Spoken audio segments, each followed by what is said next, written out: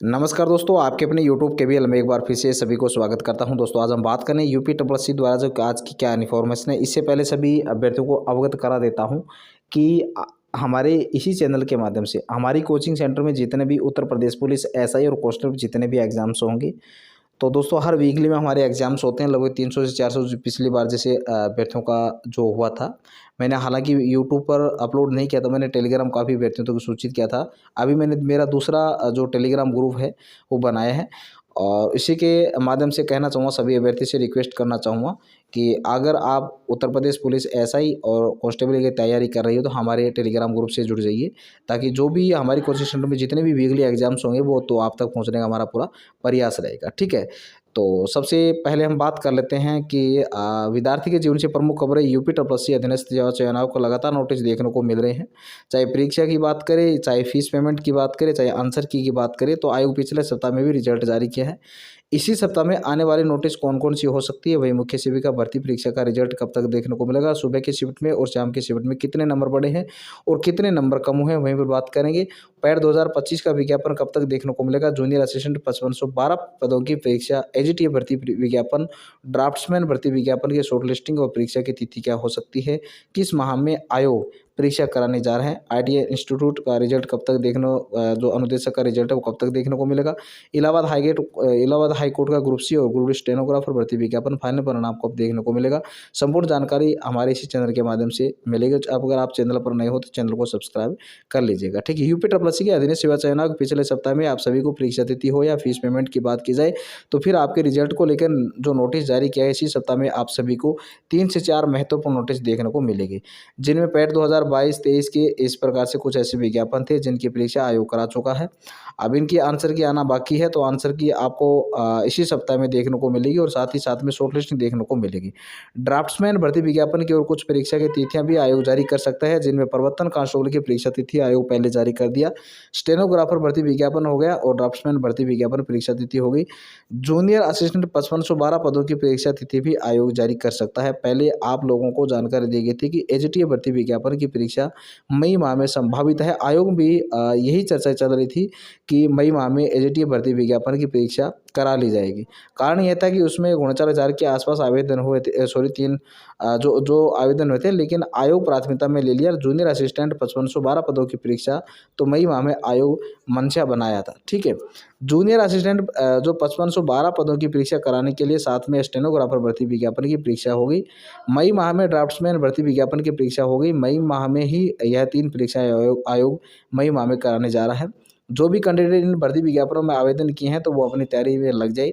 अगर 2-4 दिन आगे पीछे होता है, कुछ और बदलाव आयोग में होता है, तो आपको जानकारी दे दी जाएगी। लेकिन अभी तक जानकारी यही है कि अपडेट यही है कि जो निकल कर आई है कि जूनियर असिस्टेंट 5512 पदों की परीक्षा आयोग मई माह में कराने जा रहा है और एजीटीए भर्ती विज्ञापन की परीक्षा जून माह में 15 जून के पहले पहले एजीटीए भर्ती विज्ञापन की भी परीक्षा आयोग करा लेगा। तो एजीटी ऐसा नहीं है कि अगर मई माह में परीक्षा नहीं हो रही है लंबा खींचेगा, लंबा नहीं खींचेगा। आपकी परीक्षा जून माह में आयोग करा लेगा और बहुत जल्द आयोग नोटिस भी जारी कर देगा। जो एजीटी भर्ती विज्ञापन की शॉर्ट लिस्टिंग की बात करें तो इसी माह में, और उसके साथ साथ में आपको बताया गया कि ड्राफ्ट्समैन भर्ती विज्ञापन की परीक्षा तिथि और शॉर्ट लिस्टिंग संभवतः इसी सप्ताह में आयोग जारी कर देगा।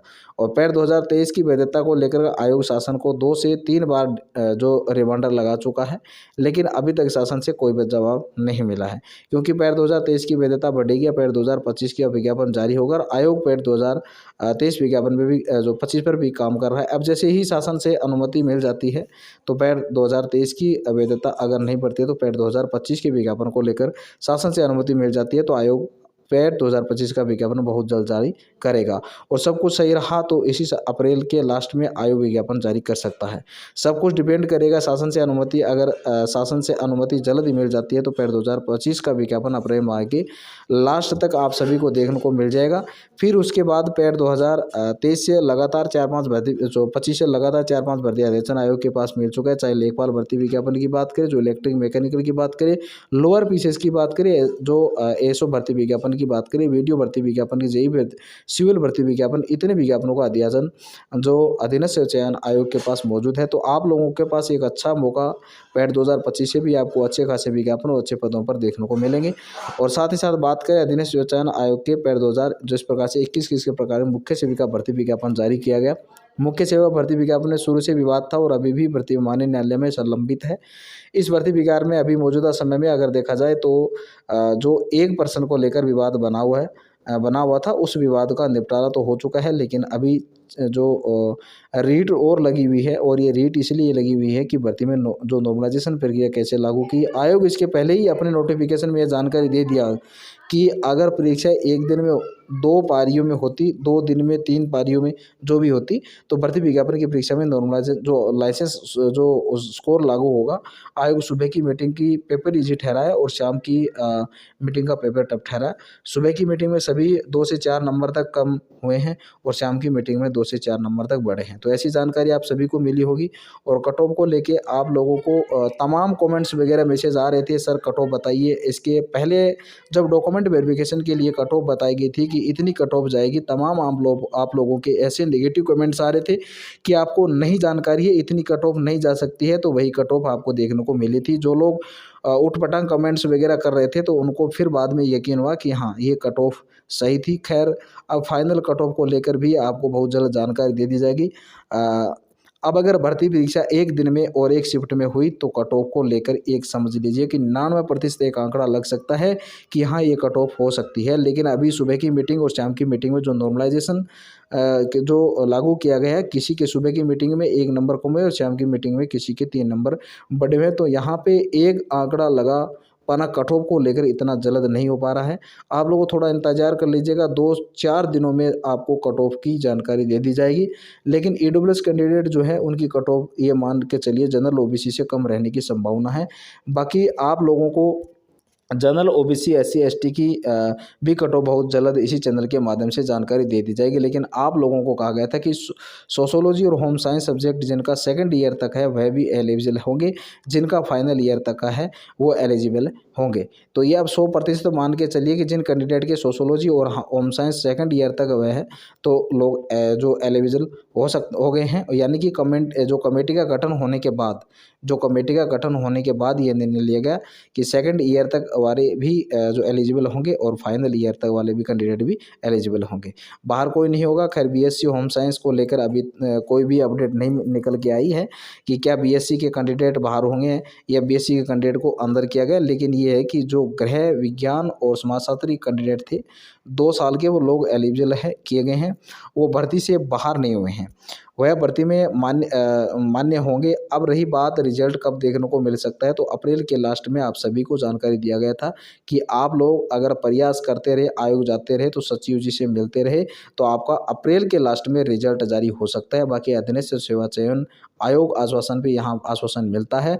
आयोग अपनी कही हुई बातों पर जो कभी खड़ा नहीं उतरा है, और आप लोग प्रयास नहीं करेंगे तो रिजल्ट मई जून तक भी जा सकता है। अगर प्रयास किए तो अप्रैल के लास्ट और मई के पहले आपको पंखवाड़े में आयोग जारी कर सकता है। 2-4 दिन में जिस दिन आप लोगों को कट ऑफ बताई जाएगी, उसी दिन रिजल्ट को लेकर भी आपको सटीक जानकारी दे दी जाएगी कि आपका रिजल्ट कब जारी होने जा रहा है। तो रिजल्ट को लेकर आप सभी को परेशान ना होइए। कट ऑफ और रिजल्ट की तिथि की आवश्यक है जारी की वो जानकारी आप लोगों को 2 से 4 दिनों में दे दी जाएगी। थोड़ा इंतज़ार आप लोग सभी कर लीजिए। यह मानते हैं कि हर चैनल की तरफ से आपको कट ऑफ जानकारी मिली होगी, बस इसी चैनल की तरफ से आपको कट ऑफ की जानकारी नहीं मिली है। लेकिन जिस दिन इस चैनल की तरफ से आपको कट ऑफ की जानकारी मिलेगी, वही कट ऑफ आपको देखने को मिलेगी। इसलिए थोड़ा सा सब्र कर लीजिएगा। और वही Allahabad high court group C D stenographer भर्ती विज्ञापन रिजल्ट अंतिम चरण में है, सब कुछ सही हो रहा है। तो इसी सप्ताह में आपको जो हाईकोर्ट ग्रुप सी और ग्रुप डी जो स्टेनोग्राफर भर्ती जो विज्ञापन का रिजल्ट है वो जल्द देखने को मिल जाएगा। एनटीपीसी भर्ती विज्ञापन और ग्रुप डी भर्ती विज्ञापन परीक्षाओं को लेकर अप्रैल के लास्ट तक आपको नोटिस देखने को मिल जाएगी। और परीक्षा की तिथि यानी परीक्षा को शेड्यूल जारी कर दिया जाएगा। और परीक्षा कब से आयोग कराने जा रहा है, वहीं पुलिस भर्ती विज्ञापन के रिजल्ट आने के बाद मेडिकल का इंतजार कर रहे छात्रों के लिए खुशखबरी की बात यह है कि 22 अप्रैल से आपका मेडिकल शुरू होने जा रहा है। नोटिस जारी कर दी गई है। बहुत जल्द आप लोगों को एडमिट कार्ड भी आपके मेडिकल देखने को मिल जाएगा। तो मेडिकल आप लोगों को 22 अप्रैल से आयोग नोटिस जारी कर देगा। तो यह रही भर्ती विज्ञापन और परीक्षाओं की जानकारी। अगर आप चैनल पर नए हो तो चैनल को सब्सक्राइब कर ले, ताकि आगामी आने वाली भर्ती विज्ञापन या परीक्षाओं से संबंधित कोई भी जानकारी होगी तो आपको बिल्कुल इसी चैनल के माध्यम से जानकारी मिल सके। बहुत बहुत मेरे सभी प्यारे अभ्यर्थियों का धन्यवाद। जय हिंद, जय भारत।